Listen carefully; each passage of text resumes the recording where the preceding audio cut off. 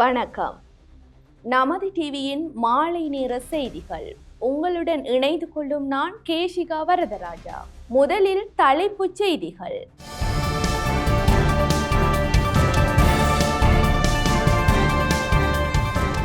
புதிய அரசாங்கத்தின் வரவு செலவு திட்டம் நிறைவேற்றம். திட்ட முன்மொழிவுகள் தொடர்பில் ஜனாதிபதி விசேட உரை. உள்ளூராட்சி தேர்தலுக்கான 400க்கும் மேற்பட்ட வேட்புமனுக்கள் நிராகரிப்பு. இலங்கை விமானப்படையின் பயிற்சி விமானம் விபத்துக்குள்ளானமை தொடர்பான விசாரணைகள் ஆரம்பம். லண்டனுக்கான விமான சேவைகளை நிறுத்தியது ஸ்ரீலங்கன் ஏர்லைன்ஸ். கனைமுல்ல சஞ்சீவ கொலை, இஷாரா செவ்வந்தி மாலைத்தீவுக்கு சென்றிருக்கலாம் என தகவல். காசா மீது தாக்குதல்களை தீவிரப்படுத்தியது இஸ்ரேல், 200க்கும் மேற்பட்ட சிறார்கள் பலி. தொடர்பான உள்நாட்டு செய்திகள்.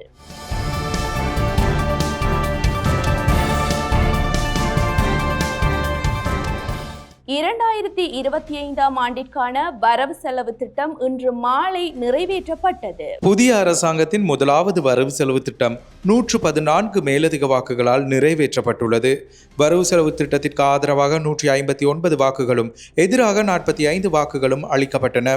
அதற்கமைய 114 மேலதிக வாக்குகளால் வரவு செலவு திட்டம் நிறைவேற்றப்பட்டுள்ளது. வரவு செலவு திட்டம் மீதான 3ஆம் வாசிப்பின் போது ஜனாதிபதி அனுரகுமார திசாநாயக்க கலந்து கொண்டு விசேட உரையாற்றினார். அமைதியான இந்து சமுத்திர வலயத்திற்காக இலங்கை வழங்கும் ஒத்துழைப்பிற்கு ஐக்கிய அமெரிக்க இந்து பசிபிக் கட்டளையின் கட்டளை அதிகாரி பாராட்டு தெரிவித்துள்ளார். ஜனாதிபதி அனுரகுமார திசாநாயக்க மற்றும் ஐக்கிய அமெரிக்க இந்து பசிபிக் கட்டளையின் கட்டளை அதிகாரி அட்மிரல் சாமுவேல் ஜே பாப்ரோ ஆகியோருக்கிடையிலான சந்திப்பு இன்று ஜனாதிபதி செயலகத்தில் நடைபெற்றது. ஜனாதிபதி அனுரகுமார திசாநாயக்க தலைமையிலான அரசாங்கம் முன்னெடுத்து செல்லும் வேலை திட்டத்திற்கு பாராட்டு தெரிவித்த அதே நேரம் இந்து சமுத்திர வலயத்தை பாதுகாத்து அமைதியான இந்து சமுத்திர வலயத்தை பேணுவதற்கு இலங்கை வழங்கும் ஒத்துழைப்பையும் அட்மிரல் பாப்ரோ பாராட்டினார். இலங்கை மற்றும் ஐக்கிய அமெரிக்காவுக்கு இடையில் காணப்படும் வலுவான தொடர்புகளை தொடர்ச்சியாக முன்னெடுத்து செல்லவும் இலங்கை அரசாங்கத்தின் புதிய வேலை திட்டத்தை வெற்றிகரமாக்கிக் கொள்ளவும் தனது ஒத்துழைப்பை வழங்குவதாக அட்மிரல் ஜே பாப்ரோ தெரிவித்தார். இலங்கையின் பாதுகாப்பு துறையின் மனிதவள அபிவிருத்திக்கு ஐக்கிய அமெரிக்காவினால் ஆரம்ப காலத்திலிருந்து இதுவரையில் வழங்கப்பட்டு வரும் ஒத்துழைப்புகளுக்கு ஜனாதிபதி அனுரகுமார திசாநாயக்க இதன் போது நன்றி தெரிவித்தார். வெளிநாட்டு அலுவல்கள் அமைச்சர் விஜித ஹேரத், ஜனாதிபதியின் சிரேஷ்ட மேலதிக செயலாளர் ரோஷான் கமகே, இலங்கைக்கான அமெரிக்க தூதுவர் Julie Chung, lieutenant colonel Anthony Nelson, ஐக்கிய அமெரிக்க இந்து பசிபிக் கட்டளையின் சிரேஷ்ட வெளிநாட்டு கொள்கை ஆலோசகர் டேவிட் ட்ரென்ஸ் உள்ளிட்டவர்கள் இந்த சந்திப்பில் கலந்து கொண்டனர். மே மாதத்தின் முதலாவது வாரத்தின் பாராளுமன்ற அமர்வு தினங்களில் மாற்றங்கள் செய்யப்பட்டுள்ளன. எதிர்வரும் மே மாதம் முதல் வாரத்தில் பாராளுமன்ற அமர்வு தினங்களில் மாற்றங்கள் செய்யப்பட்டுள்ளன. உள்ளூராட்சி மன்ற தேர்தல் மே மாதம் 6ஆம் திகதி நடைபெற உள்ளதால் இந்த தீர்மானம் எடுக்கப்பட்டுள்ளதாக பாராளுமன்ற தொடர்பாடல் திணைக்களம் தெரிவித்துள்ளது. அதற்கமைய மே மாதத்தின் முதலாவது பாராளுமன்ற அமர்வுகளை மே 8 மற்றும் 9ஆம் திகதிகளில் மாத்திரம் நடத்துவதற்கு தீர்மானிக்கப்பட்டுள்ளது. சபாநாயகர் ஜகத் விக்ரமரத்ன தலைமையில் இன்று நடைபெற்ற பாராளுமன்ற அலுவல்கள் பற்றிய குழுவில் இந்த தீர்மானம் எடுக்கப்பட்டுள்ளது.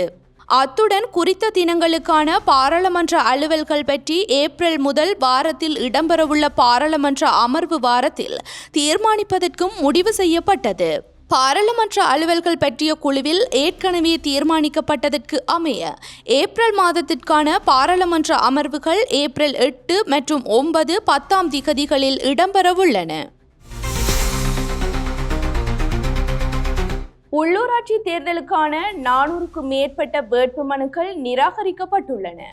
உள்ளூராட்சி தேர்தலுக்கு சமர்ப்பிக்கப்பட்ட விண்ணப்பங்களில் 400க்கும் மேற்பட்ட வேட்புமனுக்கள் நிராகரிக்கப்பட்டுள்ளன. 2025ஆம் ஆண்டுக்கான உள்ளூராட்சி மன்ற தேர்தலுக்குரிய வேட்புமனுக்கள் மார்ச் 17ஆம் திகதி முதல் நேற்று நண்பகல் 12 மணி வரை ஏற்றுக்கொள்ளப்பட்டன. 336 உள்ளூராட்சி நிறுவனங்களுக்கான வேட்புமனுக்கள் ஏற்றுக்கொள்ளப்பட்டுள்ளதாக தேர்தல்கள் ஆணையாளர் நாயகம் சமன் ஸ்ரீ ரத்நாயக்க தெரிவித்தார். சுமார் 2900 குழுக்கள் தேர்தலில் போட்டியிடுவதுடன் அவற்றில் சுமார் 2260 குழுக்கள் அரசியல் கட்சிகளை பிரதிநிதித்துவப்படுத்துவதாகவும் தெரிவிக்கப்பட்டுள்ளது. இந்நிலையில் சமர்ப்பிக்கப்பட்ட மொத்த வேட்புமனுக்களில் சுமார் 425 வேட்புமனுக்கள் நிராகரிக்கப்பட்டுள்ளன. எதிர்வரும் மே மாதம் 6ஆம் திகதி நாடளாவிய ரீதியில் உள்ளூராட்சி மன்ற தேர்தல் நடாத்தப்பட உள்ளது. உலக வங்கியின் 2025 பூகோள டிஜிட்டல் மாநாட்டில் இலங்கையை பிரதிநிதித்துவப்படுத்தி பிரதமரின் செயலாளர் கலந்து கொண்டார். அனைவருக்குமான டிஜிட்டல் பாதை என்னும் துணைப்பொருளின் கீழ் வாஷிங்டன் டிசியில் உலக வங்கியின் தலைமையகத்தில் நடைபெற்ற 2025 பூகோள டிஜிட்டல் மாநாட்டில் இலங்கையை பிரதிநிதித்துவப்படுத்தி பிரதமரின் செயலாளர் பிரதீப் சபுதந்திரி கலந்து கொண்டார். இந்த மாநாடு டிஜிட்டல் தீர்வுகள் மற்றும் பொருளாதார சமூக அபிவிருத்தியை முன்னோக்கி கொண்டு செல்வது மற்றும் அதன் பங்கினை ஆராயும் நோக்கில் இடம்பெற்றது. ஜனாதிபதி அனுரகுமார திசாநாயக்கவின் தலைமையின் கீழ் இலங்கையில் நடைமுறைப்படுத்தப்படும் டிஜிட்டல் மயப்படுத்தல் செயற்பாடுகளுக்கென இந்த மாநாடு மிகவும் முக்கியமானதாகும். இலங்கையின் நிரந்தர டிஜிட்டல் பரிமாணத்தை முன்னிட்டு வளர்ந்து வரும் டிஜிட்டல் தொழில்நுட்பம் மற்றும் உபாய மார்க்கங்கள் தொடர்பில் பூகோள நிபுணர்களுடன் பிரதமரின் செயலாளர் பிரதீப் சபுதந்திரி தனது கருத்துக்களை பரிமாறிக்கொண்டார். பூகோள டிஜிட்டல் மாநாட்டுக்கு இணைவாக சர்வதேச நாணய நிதியம் மற்றும் உலக வங்கியின் பிரதம அதிகாரிகளுடன் கலந்துரையாடலில் ஈடுபட்ட பிரதமரின் செயலாளர் பிரதீப் சபுதந்திரி சர்வதேச நாணய நிதியத்தின் பிரதி முகாமைத்துவ பணிப்பாளர் கென்ஜி ஒகாமுரா, சர்வதேச நாணய நிதியத்தின் நிறைவேற்று பணிப்பாளர் கலாநிதி கிருஷ்ணமூர்த்தி சுப்பிரமணியன், சர்வதேச நாணய நிதியத்தின் ஆசிய மற்றும் பசிபிக் திணைக்களத்தின் பணிப்பாளர் கிருஷ்ண சீனிவாசன், சர்வதேச நாணய நிதியத்தின் மாற்று நிறைவேற்று பணிப்பாளர் கலாநிதி PKG கரிச்சந்திர உள்ளிட்டவர்களையும் சந்தித்தார். இலங்கையின் விஸ்தரிக்கப்பட்ட நிதி வசதிகளின் முன்னேற்றம் தொடர்பிலும் இதன்போது கவனம் செலுத்தப்பட்டது. 2025 பிப்ரவரி மாதத்தில் EFF-இன் கீழ் 3வது மீளாய்வினை வெற்றிகரமாக நிறைவு செய்ததன் பின்னர் IMF நிறைவேற்று குழுவின் சிரேஷ்ட முகாமைத்துவம் மற்றும் பணிக்குழு வழங்கிய ஒத்துழைப்புக்கு பிரதமரின் செயலாளர் நன்றி தெரிவித்தார். எதிர்காலத்தில் இடம்பெறவுள்ள EFF மீளாய்வின் மைல்கல்லை பூர்த்தி செய்வதற்கு இலங்கை அரசு ஒத்துழைப்பு வழங்கும் என பிரதமரின் செயலாளர் இதன்போது தெரிவித்தார். பாதிப்புக்குள்ளாகும் சமூகத்தினருக்கு ஒத்துழைப்பு வழங்குதல், வரி செயன்முறையின் செயற்திறனை மேம்படுத்தல் மற்றும் முழு பொருளாதார பயன்களையும் மேம்படுத்துவதை இலக்காக கொண்ட அரசின் தொடர்ச்சியான டிஜிட்டல் மயப்படுத்தல் முயற்சிகள் குறித்தும் இங்கு கலந்துரையாடப்பட்டது. குருநாகல் வாரியப்புல பகுதியில் இலங்கை விமானப்படையின் பயிற்சி விமானம் விபத்துக்குள்ளானமை தொடர்பான விசாரணைக்கு விசேட குழு ஒன்று நியமிக்கப்பட்டுள்ளது. குருநாகல் வாரியப்புல பகுதியில் இலங்கை விமானப்படையின் பயிற்சி விமானம் விபத்துக்குள்ளானமை தொடர்பான விசாரணைகளுக்கு விசேட குழு நியமிக்கப்பட்டுள்ளது.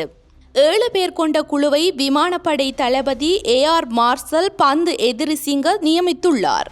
இலங்கை விமானப்படையின் கட்டுநாயக்க தளத்தில் விமானிகளுக்கான விசேட பயிற்சிகளை வழங்குவதற்காக காணப்பட்ட K8 ரக பயிற்சி விமானம் இன்று காலை வாரியப்புல பகுதியில் தென்னந்தோப்பில் விழுந்து விபத்துக்குள்ளாகியது. பயிற்சி விமானத்தில் பயணித்த 2 விமானிகளும் பாதுகாப்பாக வெளியேறி பாராசூட்டுகளை பயன்படுத்தி பாதேனிய பகுதியில் உள்ள பாடசாலை மைதானம் ஒன்றில் தரையிறங்கியுள்ளனர். இவர்கள் இருவரும் குருநாகல் வைத்தியசாலையில் அனுமதிக்கப்பட்டுள்ளனர். தொழில்நுட்ப கோளாறு காரணமாக இந்த விபத்து இடம்பெற்றிருக்க கூடும் என தெரிவிக்கப்பட்டுள்ளது. லண்டனுக்கான விமான சேவைகளை ஸ்ரீலங்கன் ஏர்லைன்ஸ் தற்காலிகமாக இடைநிறுத்தியுள்ளது. லண்டனுக்கான விமான சேவையை ஸ்ரீலங்கன் ஏர்லைன்ஸ் தற்காலிகமாக இடைநிறுத்தியுள்ளது. லண்டன் கீத்ரோ சர்வதேச விமான நிலையம் தற்காலிகமாக மூடப்பட்டுள்ளதால் இந்த தீர்மானம் எடுக்கப்பட்டுள்ளது. அதற்கமைய இன்று பகல் 12:50க்கு கொழும்பில் இருந்து புறப்படவிருந்த UL 503 மற்றும் இரவு 8:40க்கு லண்டனில் இருந்து புறப்படவிருந்த UL 504 ஆகிய விமானங்கள் சேவையில் ஈடுபடாது என அறிவிக்கப்பட்டுள்ளது. விமான சேவை இடைநிறுத்தப்பட்டுள்ளதால் பாதிக்கப்பட்ட வாடிக்கையாளர்களுக்கு தேவையான ஏற்பாடுகளை செய்வதாகவும் ஸ்ரீலங்கன் ஏர்லைன்ஸ் தெரிவித்துள்ளது. கீத்ரோ விமான நிலையம் மீண்டும் திறக்கப்பட்டவுடன் லண்டனுக்கான சேவைகள் மீள ஆரம்பிக்கப்படும் என அறிவிக்கப்பட்டுள்ளது. யாழ்ப்பாணம் பல்கலைக்கழகத்தின் 39வது பட்டமளிப்பு விழாவின் 3வது நாள் அமர்வு இன்று நடைபெற்றது. யாழ்ப்பாணம் பல்கலைக்கழகத்தின் 39வது பொது பட்டமளிப்பு விழாவின் 3ஆம் நாளுக்கான அமர்வுகள் இன்று நடைபெற்றன. துணைவேந்தர் பேராசிரியர் சி சட்குணராஜாவின் தலைமையில் இன்றைய அமர்வுகள் நடாத்தப்பட்டன. மரபார்ந்த பண்பாட்டு அணிவகுப்புடன் நிகழ்வுகள் ஆரம்பமாகின. பல்கலைக்கழகத்தின் விரிவுரையாளர்கள், அலுவலர்கள், பேராசிரியர்கள் மற்றும் பீடாதிபதிகள் அணிவகுத்து வர கொடி, குடை, ஆலவட்டங்கள் சகிதம் விழா அரங்குக்குள் வருகை தந்த துணைவேந்தர் அமர்வுகளுக்கு தலைமை தாங்கியதுடன் பட்டங்களையும் பரிசில்கள் மற்றும் தகமை சான்றிதழ்களையும் வழங்கினார். கடந்த 19ஆம் தேதி ஆரம்பிக்கப்பட்ட பொது பட்டமளிப்பு விழா நாளை நிறைவடைய உள்ளது. இந்த பட்டமளிப்பு நிகழ்வில் 3920 பேர் பட்டங்களை பெறவுள்ளனர். அத்துடன் சகல பட்ட கற்கை நெறிகளுக்குமாக 68 தங்கப்பதக்கங்களும் 57 பரிசில்களும் 4 புலமை பரிசில்களும் வழங்கப்பட உள்ளன. பரமேஸ்வரன் பியூலா,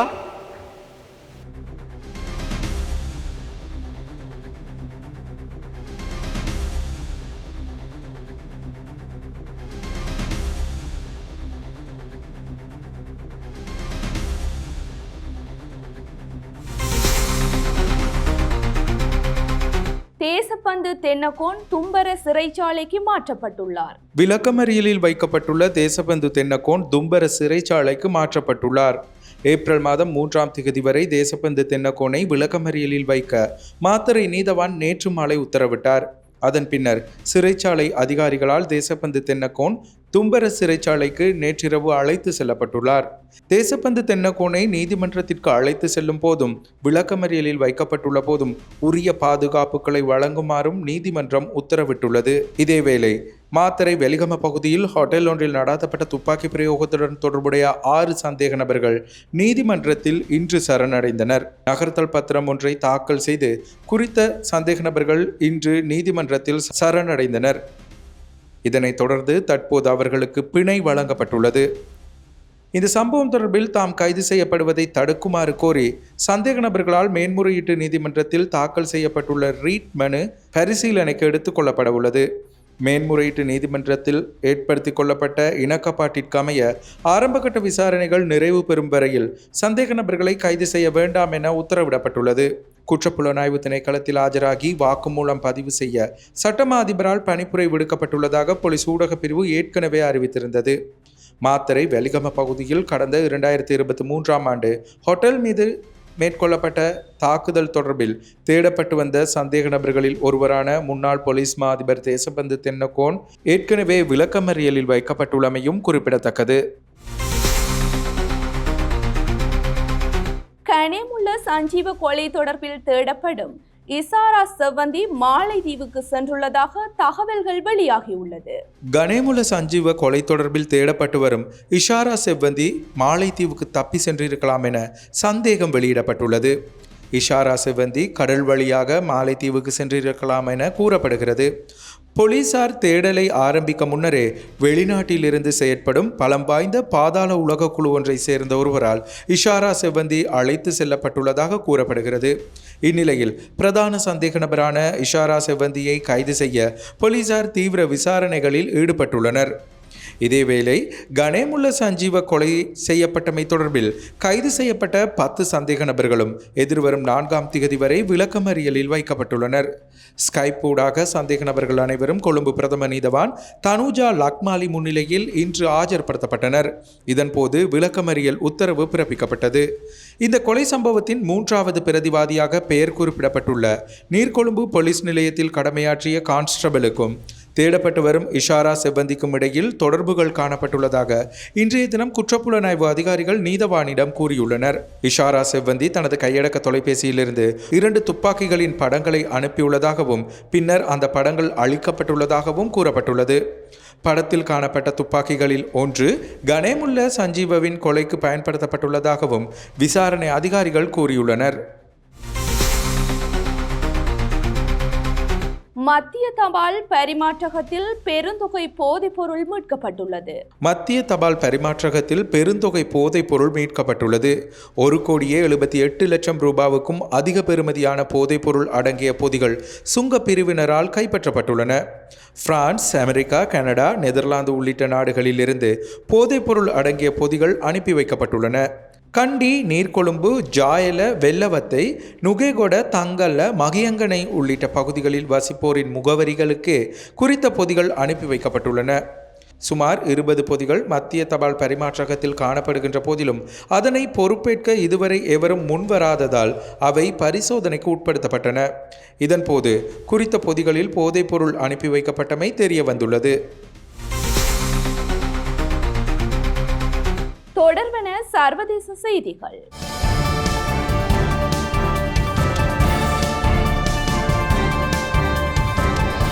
காசா மீது இஸ்ரேல் தாக்கிய தாக்குதல்களில் சுமார் 600 பேர் உயிரிழந்துள்ளனர். காசாவின் தெற்கு மற்றும் வடக்கு பகுதிகளில் இஸ்ரேலிய தரைப்படைகள் முன்னேறி வருவதால் இப்பகுதிகளில் மனிதாபிமான நெருக்கடி மோசமடைந்து வருகிறது. இஸ்ரேல் முற்றுகையிடப்பட்ட பாலஸ்தீன பகுதியில் தனது இராணுவ நடவடிக்கைகளை மீண்டும் தொடங்கியதிலிருந்து காசாவில் குறைந்தது 200 குழந்தைகள் கொல்லப்பட்டுள்ளதாக யூனிசெஃப் தெரிவித்துள்ளது. தெற்கு காசாவில் உள்ள ரஃபா நகரத்தின் மீது இஸ்ரேலிய படைகள் தரைவழி படையெடுப்பை தொடங்கியுள்ளன.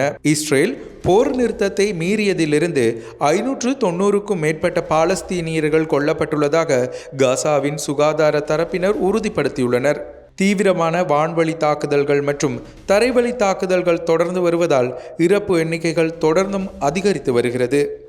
போர் தொடங்கியதிலிருந்து குறைந்தது 49,617 பாலஸ்தீனியர்கள் கொல்லப்பட்டுள்ளதாகவும் 1,12,950 பேர் காயமடைந்துள்ளதாகவும் காசாவின் சுகாதார அமைச்சு தெரிவித்துள்ளது. இத்துடன் நமது டிவியின் மாலை நேர செய்திகள் நிறைவடைகின்றன. நன்றி.